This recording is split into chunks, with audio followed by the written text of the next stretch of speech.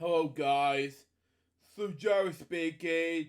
Welcome to Bedtime Stories, episode number 156, and today we read you my little going book about Frida Kahlo. So let's read it now, shall we? So we got my little going book about Frida Kahlo. This is written by Sylvia Lopez, illustrated by Alicia Calvareta. How that's the last name? But anyway, this is published by Little Golden Book, New York release. This is copyrighted 2021. Okay, all reserved. There's what to thank Eva Riccinos. How to pronounce the last name? But anyway, Arts and Culture's Wire for assistance in the preparation of this book. Anyway, see here. Okay. Does that make sense to you? But anyway, I'm not going to criticize this book because I am so tired for the whole night. But anyway, Frida Kahlo was born on July 6, 1907, just outside Mexico City. Okay, in a blue house with green shutters. Okay, our father Guillermo has built the blue house called La Casa Arroz, I pronounce it, for his wife Mally and their 4 daughters, Mally, Arita, Frida, and the little Christina. Okay, makes sense in any way. So yeah, and there's an old camera from the 1800s, well 1880s. Excuse me, misspoke anyway, but that's just me, of course. But yeah, it makes sense anyway. Next page. Anyway, La Casa de Sol's country yard garden was perfect for exploring, which makes sense in any way. Frida's collected rocks, leaves, and insects. Okay. She wanted to be a doctor, although at the time girls were not always encouraged to study for why just Mandy for you. But yeah, great advice for her in any way in Mexico. That's just me. Next page. Anyway, one morning Frida complained of a terrible pain on her one leg. Wow. She had contracted polio, a disease that keeps muscles from growing properly.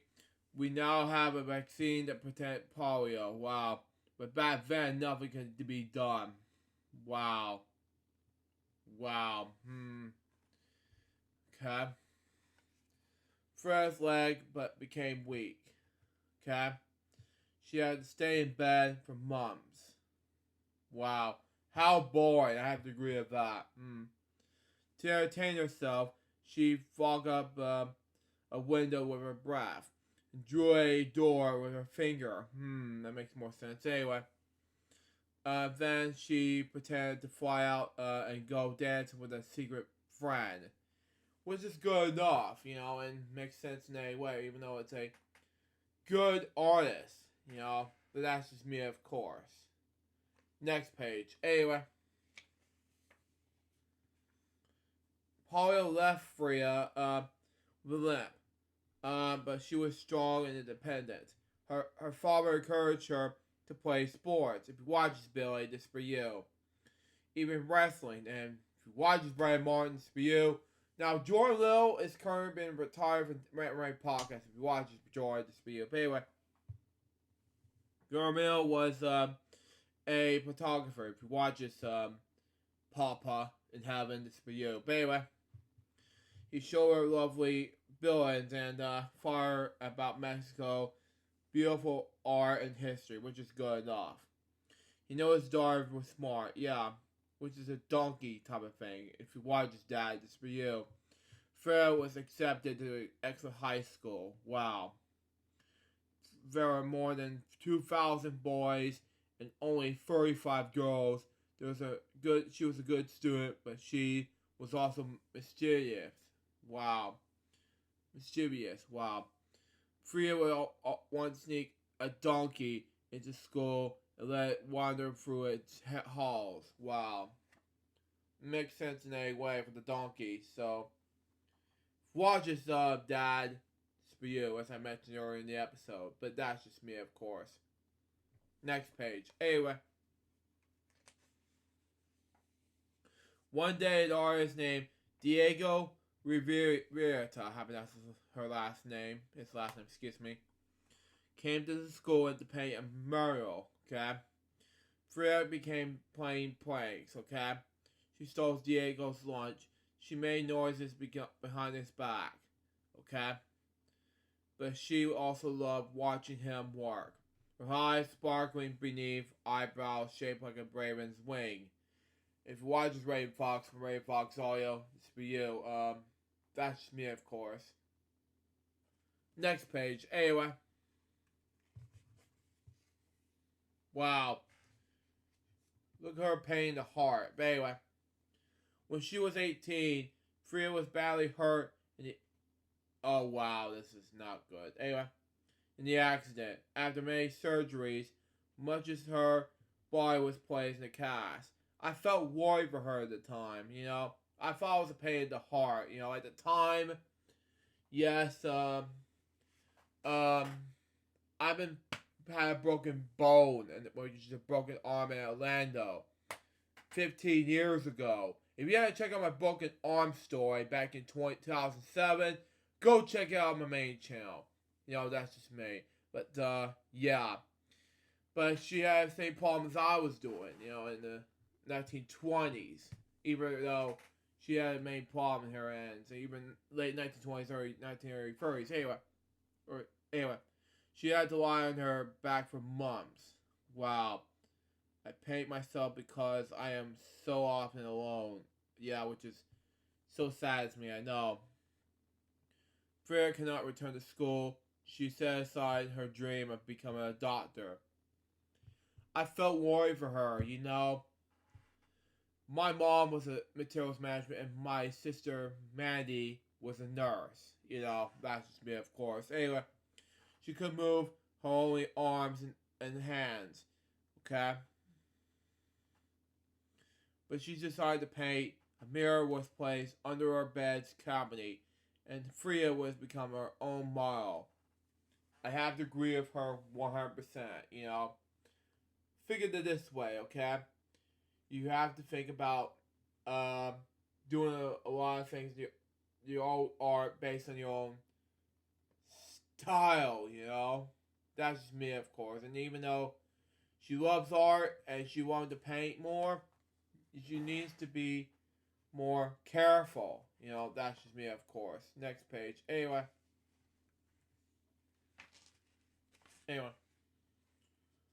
When she was felt better, she wanted to know wherever her pains were good.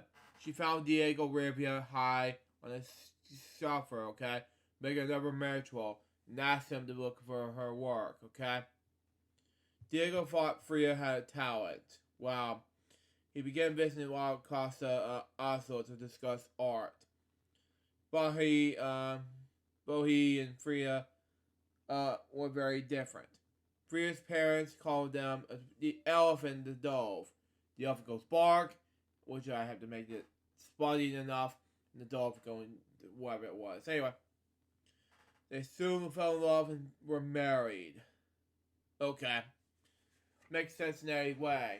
Even though they're both in school and everything, it doesn't mean they need to finish up and everything. I thought that Diego was a teacher for some reason, but no. They're both married. Okay, that's good enough. Next page. Anyway. Okay. Diego's older than Frida. Okay. And already famous. Okay. Frida accompanied him to parties. Okay. Wearing traditional Mexican dresses. Okay. Jewelry and hairstyles. And despite paying for her own injuries, she kept paid. But Frida and her art were as colorful as the Mexican culture she loved. I have to agree with Frida, you know? Even though she was a bit excited, when she got married to Diego at the time. It was huge back then, That's just me, of course. And then, no, I'm not talking about Diego for Diego Go, nor Dora the Explorer, the stupid show. I'm talking about Diego from the 1930s or something like that. I don't know. We'll see. Next page. Anyway.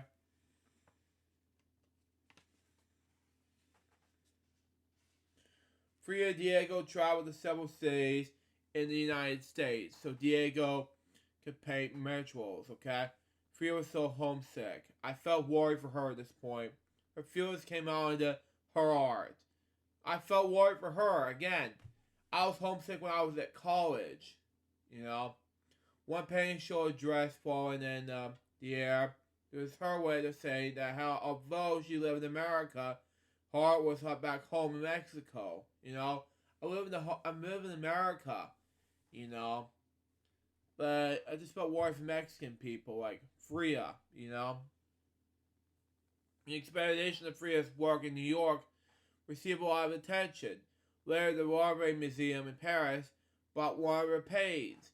The first piece of art was by a 20th century Mexican, artist in his recollection. Frida has become the world famous. Wow. Makes sense to me, even though she was a famous artist, She would discuss and become homesick. And I have to agree. I mean, one time I told you about this earlier, that I became homesick for college, and according to that documentary before, from the 15th year anniversary, that college life was not for me. But I have to agree with my stepdad in this interview.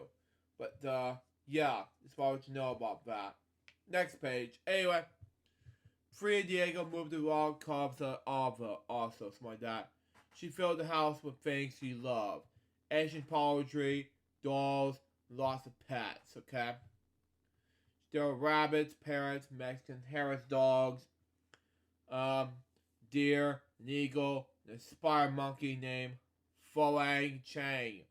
Well, Costa also was a living place. Wow. Frida applied at art to talented students. Wow. And she threw a party on every Mexican holiday, like Cinco de Mayo, for example. And that's a wow for me. Now, Cinco de Mayo is on.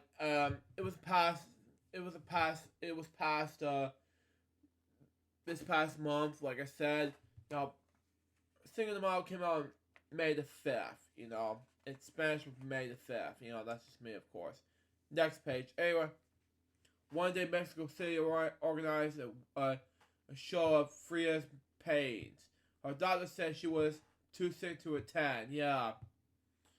But Frida, dressed in her best outfit, hired an ambulance, and had her bed bobbed in La Casa also to the show. She greeted her minus lying down. Yeah. Frida's health had never been good, but that didn't keep her working every day. She made her most self-portraits. She also created beautiful paintings of her family. And people said she admired. Frida's last painting was of watermelons, red and green. Yeah. Like a Mexican flag on one slice were the words Via la Vida. Long life live. Long live life. Excuse me. Okay, anyway. Now, that was the last part with Frida. And I don't know what happened to her, at the time. Yes, when she died, it was sad as me, No, she had a good life, and it was a long time ago when she died, It was all over the news years ago, but yeah, it was all Mexican news. But that's just me, of course. And here comes the last page of the book.